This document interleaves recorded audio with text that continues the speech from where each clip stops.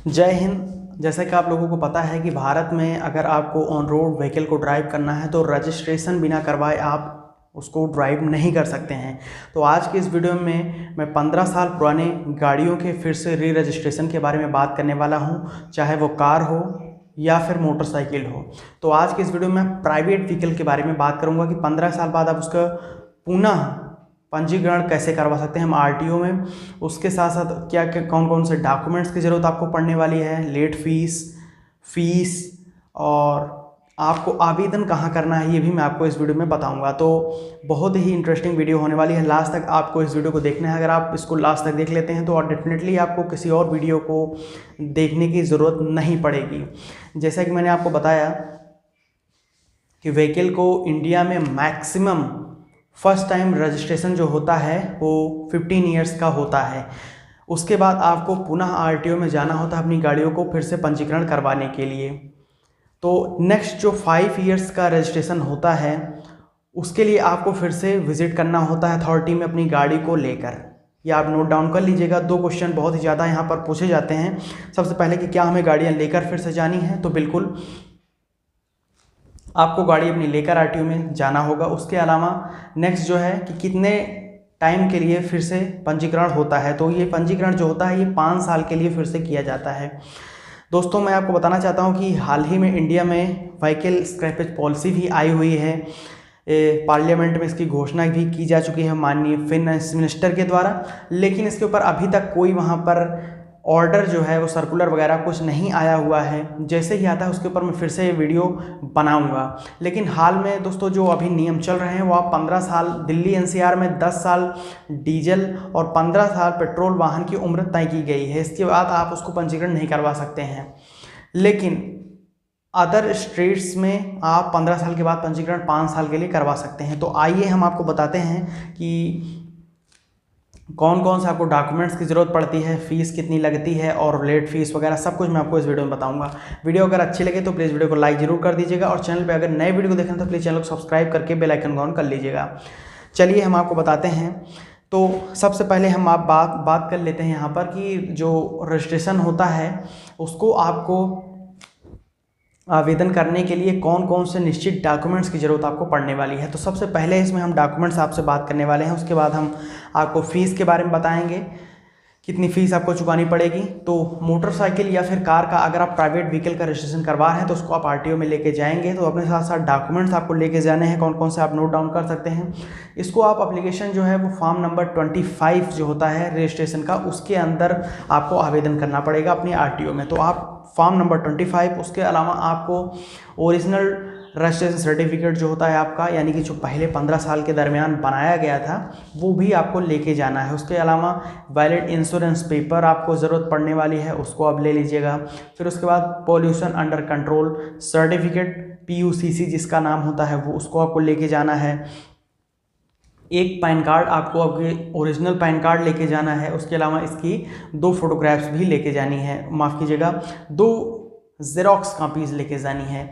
तो pan card अगर आपके पास नहीं है तो फिर आप पैन कार्ड के अलावा जो विकल्प है आपके पास वो है फॉर्म 60, उसके अंदर आपको आरटीओ में फॉर्म लेना पड़ेगा और उसके तहत आपको फिर से आवेदन करना पड़ेगा। अगर पैन कार्ड आपके पास नहीं अवेलेबल है तो इतने चीज़। उसके अलावा आपको एक एफिडेविट भी देना होगा अपनी गाड़ी के लिए कि आप ही उसके मालिक हैं। और उसके अलावा दोस्तों आपको टैक्स पेमेंट रिसिप्ट भी देनी पड़ेगी। टैक्स पेमेंट रिसिप्ट वह रिसिप्ट होती है जहां पर ये क्लियर होता है कि इस गाड़ी के ऊपर कोई भी टैक्स बकाया नहीं है। वो कई मद में टैक्सेस होते हैं, ग्रीन टैक्स भी होता है, रोड टैक्स भी होता है। तो इन सब चीज़ों के लिए टैक्स सर्टिफिकेट आपको आरटीओ में लेना है, उसको भी देना पड़ेगा। उसके अलावा आप निश्चित अपना एड्रेस प्रूफ जो कि है आपका आधार कार्ड, आप आधार कार्ड लेकर ज़रूर जाएंगे। और उसके अलावा 2 फोटोग्राफ्स भी आपको लेके जानी है। तो इतने डॉक्यूमेंट्स की आपको ज़रूरत पड़ने वाली है आरटीओ में अगर आप अपनी गाड़ी को फिर से री रजिस्ट्रेशन करवाते हैं। तो अब हम आइए बात कर लेते हैं कि कितनी हमको फ़ीस चुकानी पड़ेगी। अगर आप वहाँ पर अपनी गाड़ी 15 साल के बाद री रजिस्ट्रेशन करवाते हैं तो आपको फ़ीस कितनी देनी पड़ेगी।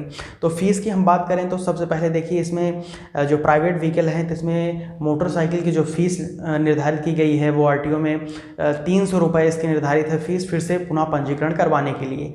तो मात्र 300 रुपये आपको देने हैं अगर आपकी गाड़ी मोटरसाइकिल है तो। उसके अलावा आप कार को लेकर जाते हैं, प्राइवेट व्हीकल है तो कार के लिए आपको वहाँ पर 600 रुपीज़ चुकाने पड़ेंगे। तो 600 रुपये है कार के लिए और 300 रुपये मोटरसाइकिल की फ़ीस पुनः पंजीकरण के लिए आरटीओ में। तो उसके साथ साथ हम अगर से ये भी बात कर लें कि यहाँ पर अगर आप वो आरसी जो है वो स्मार्ट कार्ड में चाहते हैं विदाउट पेपर आरसी, तो उसके लिए आपको 200 रुपये की अतिरिक्त फ़ीस चुकानी पड़ेगी स्मार्ट कार्ड के लिए। तो ये आप नोट डाउन अलग से कर लीजिएगा।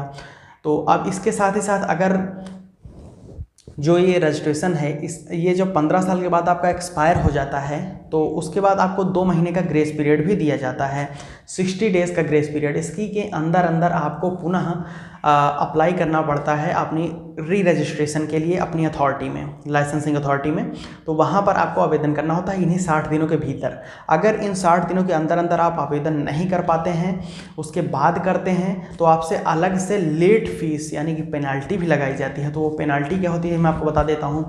ये जो पेनाल्टी है ये निर्धारित की गई है कि हर मंथ या फिर उस कुछ दिनों के लिए 300 रुपये पर मंथ निर्धारित की गई है मोटरसाइकिल के लिए।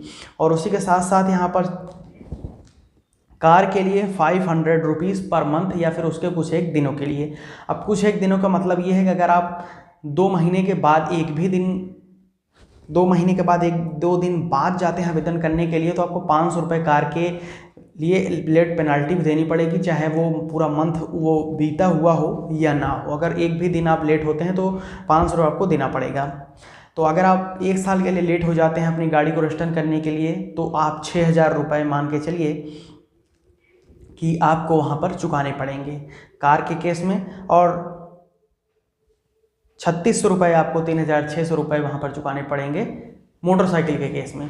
तो इस तरीके से लेट फीस लगाई जाती है। उसी के साथ साथ मैं आपको एक चीज़ और बता देना चाहता हूँ कि कुछ है कि स्टेट्स में जो फ़ीस है वो ग्रीन टैक्स भी लिया जाता है। ज़्यादातर वहाँ पर जो राज्य हैं वहाँ पर ग्रीन टैक्स जो है वो 1 टाइम पेमेंट होता है, लेकिन कुछ एक राज्यों में ग्रीन टैक्स आपको फिर से चुकाने पड़ते हैं। तो ये ग्रीन टैक्स जो होता है इसको अगर आप जोड़ दें उसमें, क्योंकि ग्रीन टैक्स जो होता है वो मोटरसाइकिल के केस में जो है वो 1000 रुपये है और कार के केस में वो 3000 रुपये से 5000 रुपये है। तो इसको भी आप एडिशनल फ़ीस मान सकते हैं, इतना आपको और चुकाना पड़ेगा अगर आपके राज्य में ग्रीन टैक्स भी लिया जाता है तो। अब यहाँ पर मैं क्लियर कर देना चाहता हूँ कि जो आवेदन होगा ये आप आरटीओ में जाकर कर सकते हैं ऑफलाइन तरीके से, या फिर आप ऑनलाइन भी आवेदन कर सकते हैं। उसके लिए आपको बहुत सारे डॉक्यूमेंट्स जो हैं वो स्कैन कर अपलोड करने पड़ेंगे। तो उससे आप बचने के लिए 1 दिन का समय निकालिए मेरी तरफ से और खुद ही आप लाइसेंसिंग अथॉरिटी में संभागीय कार्यालय में पहुँच जाइए ये सब डॉक्यूमेंट्स लेकर, अपनी गाड़ी को लेकर, और नेक्स्ट 5 साल के लिए यानी कि पुनः 5 साल के लिए फिर से रजिस्ट्रेशन आप करवा सकते हैं। तो आज की इस वीडियो में आपको ये क्लियर तरीके से बताया, डॉक्यूमेंट्स बताया मैंने, लेट फीस, आवेदन कैसे करना है, सब चीज़ें मैंने आपको क्लियर तरीके से बताई हुई हैं कि आप अपनी गाड़ी को 15 साल के बाद कैसे फिर से री रजिस्ट्रेशन यानी कि पुनः पंजीकरण करवा सकते हैं रोड पर चलाने के लिए। तो अगर आपको अभी भी कुछ बातें ना समझ में आए तो आप यूट्यूब कमेंट सेक्शन में पूछ सकते हैं। अगर पर्सनल बातचीत सुझाव कुछ देना चाहते हो तो आपका स्वागत है। इंस्टाग्राम पर हमारे @technicalalogs इंस्टाग्राम हैंडल है, 24/7 अवेलेबल रहता हूँ, सारे क्वेश्चन का जवाब देता रहता हूँ। प्लीज़ आइए, फॉलो करके कोई भी क्वेश्चन पूछ सकते हैं वहाँ पर।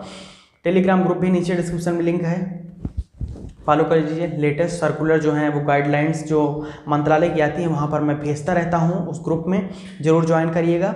उसके अलावा आप फेसबुक ट्विटर पर भी हमसे बात कर सकते हैं, जुड़ सकते हैं, जहाँ पर आपको ईजीएस्ट लगे कम्युनिकेशन करने के लिए।